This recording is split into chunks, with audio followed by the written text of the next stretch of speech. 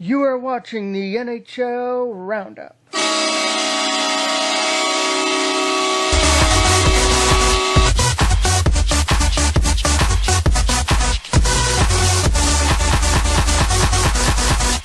Welcome to the NHL Roundup. I'm Mike Jackman, and for the first time this season, the Vancouver Canucks have had a taste of adversity, and let me tell you, it doesn't taste like Christmas dinner because they're getting the stuffing kicked out of them with a side of 4 straight losses. And if they'd like to change all that, their big stars are going to have to steal the spotlight at home Wednesday night against the Dallas Stars.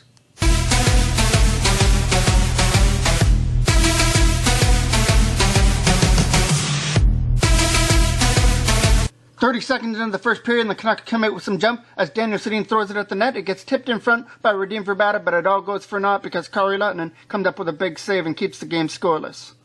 Now the Stars with an opportunity as Jamie Benn leads into one from the face-off circle, but a big save there by Eddie Lack, leaving Jamie Benn to wonder what would have been if he would have scored. Only about 3 minutes into the second, and the Stars get on the board, just throw it at the net, and that's what Colton Seaver does, and Eddie Lack kind of fans on it with his glove. It goes into the short side, and it makes it 1-0 for the Stars.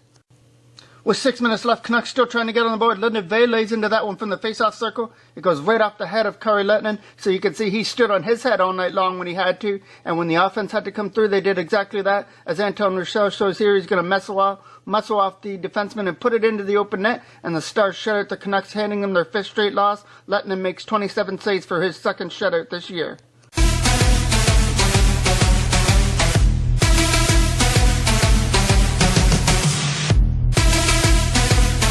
The Bruins and Wild from Minnesota. 6 minutes in, the Bruins put on sustained pressure and they get on the board. Nicholas Backstrom's out of position here. Fontaine stops the first shot, but Carl Soderberg puts on his own rebound and it makes it 1-0 Boston. 30 seconds later on the Wild counter, Kyle Brodziak get ready to raise the roof as he goes top shelf on Nicholas Svedberg. We're tied at 1.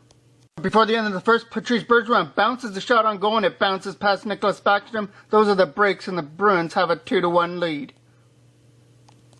In the second period, it was the Nicholas Svedberg show as he stole the show against the Wild. Charlie Coyle in front of the net couldn't poke that puck past Svedberg, and then he's going to do the same thing to Ryan Suter in front of the net, and strong goaltending keeps the Bruins ahead 2-1. Now 2-1 for the Bruins, trying to go ahead 3-1. Corey Krug, nice deflection, but an even better save with the right pad by Nicholas Backstrom. Another opportunity for the Wild coming up. Kyle Granlund in on a breakaway, but a blocker save by Svedberg. He made 20 second period saves and kept his team ahead by 1. In the third period, 8 minutes left, and Suter fires it off Jason Pominville in front, and it makes its way past Svedberg. We're tied at 2. This game would need overtime. In the overtime period, the Bruins win the draw, and Carl Soderberg's going to find a lonely Louis Eriksson at the side of the net. Nobody takes him out, and he puts it into the open side, and the Bruins get the extra point in overtime, winning it 3-2 over the Wild.